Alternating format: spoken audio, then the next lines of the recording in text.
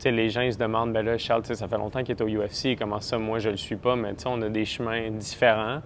Mais la beauté de la chose, c'est que je pense qu'ils vont se retrouver bientôt au UFC.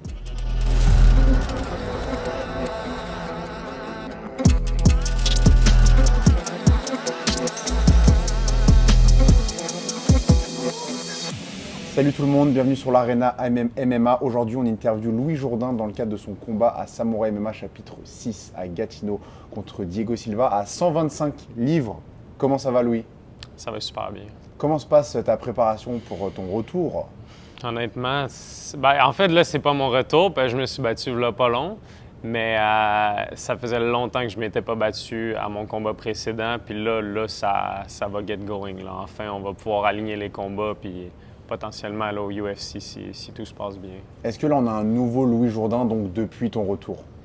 En fait, pas seulement depuis mon retour, même dans mon dernier combat que j'ai complètement dominé la personne, j'étais même pas au top de ma forme comme je suis en ce moment. J'ai comme débloqué quelque chose dans ma tête. Je m'entraîne plus fort. J'ai changé tout mon régime d'entraînement, puis je suis vraiment une nouvelle version de moi-même, puis je le sens dans mes sparring, je le sens dans mon entraînement, je le sens dans mon mental. Ça va être quelque chose. En parlant de nouvelle version de toi-même, tu vas te battre à 125 livres. Ça, c'est une première. Est-ce que tu peux nous en dire plus sur ce changement de catégorie? Oui, en fait, j'ai toujours été un petit 135 livres. Puis, tu sais, surtout, j'ai fait mes débuts pro à 18 ans. Tu sais, j'étais un petit peu plus maigrichon, puis...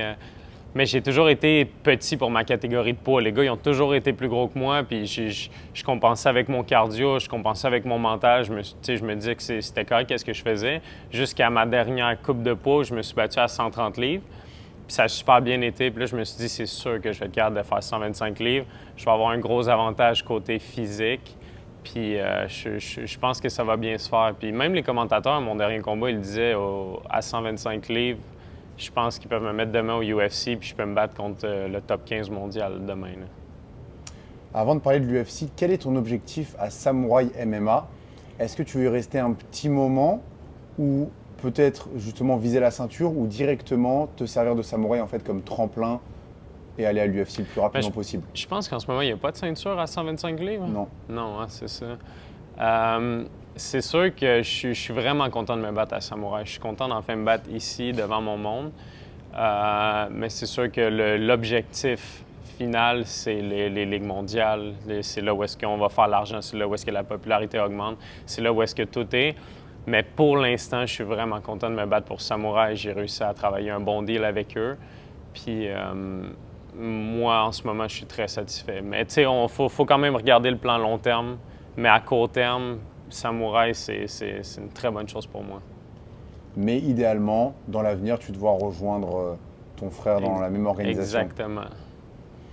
Qu'est-ce que tu penses de ton adversaire? Il y a eu un changement à la base par rapport à celui que tu devais prendre au précédent Samouraï. Ouais. Qu'est-ce que tu penses de celui-là? Je crois que c'est un parfait adversaire pour moi parce qu'il est tough. Il va vouloir garder ça debout puis il va pas quitter. Ça va faire ressortir le meilleur de moi. Si je suis pas capable de le faire quitter au premier, deuxième round avec un bon KO ou un TKO ou une soumission, ça va donner un bon troisième round à tout le monde. Ça va pouvoir donner un bon show. Je crois que c'est un adversaire parfait. Il va pas essayer de me garder contre la cage, à rien faire. Je pense que c'est un adversaire parfait pour pas juste moi, mais pour aussi les fans de Samouraï. Qui sera dans ton coin? Ça va probablement être Fabio, mon coach Fabio Landa du Brazilian Top Team, puis aussi mon frère Charles. Ton dernier combat de MMA au Québec remonte à 2018, TKO 44 si je ne me trompe pas. Est-ce que le fait que le combat ait lieu au Québec, ça te fait quelque chose de particulier? Oui, absolument. C'est me battre devant mon monde, enfin, parce que toutes les fois, mon avant-dernier combat, c'était à Abu Dhabi, puis l'autre, c'était à Ottawa. Mais c'est sûr que Gatineau, c'est pas nécessairement dans mon backyard, mais au moins, c'est plus proche pour tout le monde, fait que je vais avoir quand même un bon crowd. Là, tu as 26 ans. Est-ce que tu sens qu'il y a un changement et que tu atteins une certaine maturité physique, bien que techniquement, tu as encore une bonne marge de progression encore quand on voit l'âge des combattants qui excellent à l'UFC? Je crois que je suis très loin de mon prime. Je crois que mon prime va débloquer plus je vais faire des combats, plus je vais apprendre à me connaître dans l'octogone parce que mes combats, je les ai faits back-to-back quand j'étais jeune. Puis après ça, il y a eu une grosse pause entre les deux. Puis après ça, là, il y a eu des combats, du temps entre chaque, puis tout ça. Aussitôt que je vais commencer à aligner les combats back-to-back, apprendre à me connaître mieux dans l'octogone, pas juste au training, je crois que c'est là que mon prime va arriver. Puis je suis quelqu'un qui est très santé dans la vie de tous les jours. Je mange bien, je m'entraîne à tous les jours.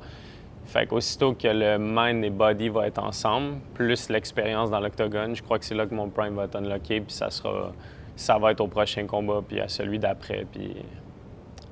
Après, espérons-le, road to UFC. Exactement.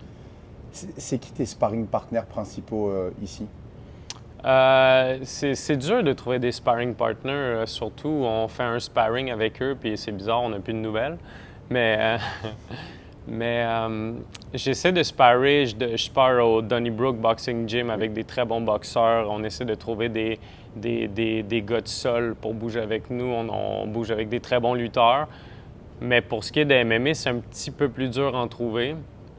Mais on bouge avec tout le monde.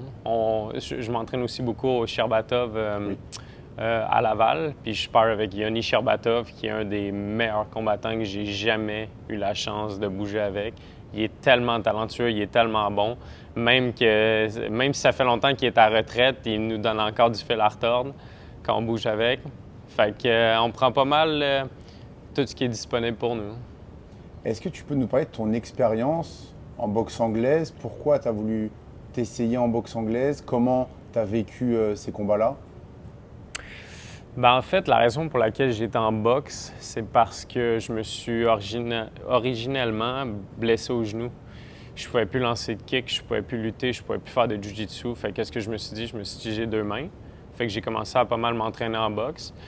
Puis c'est ça, les combats, ils ont commencé. Je m'entraînais beaucoup en boxe. Puis là, mon coach, il a pu me trouver des combats là-dedans. Puis je me suis dit, c'est parfait, ça va faire de l'expérience pour moi, ça va me faire de l'argent. Puis moi, je compte un petit peu mes combats de boxe comme dans mon record de MMA. Tu sais, comme j'ai pas juste 9 combats de MMA. Tu sais, comme j'ai beaucoup plus de combats professionnels avec mes combats de boxe. C'est de l'expérience, c'est la même chose. C'est la même préparation, c'est la même chose quand tu es en arrière. Tu te fais préparer tes raps, tu te fais appeler ton nom, ta musique, tout ça, c'est la même chose. Fait que je compte ça comme de l'expérience. Fait que c'est ça, c'était juste parce que j'étais blessé, puis je me suis dit, je peux pas rien faire. Fait que...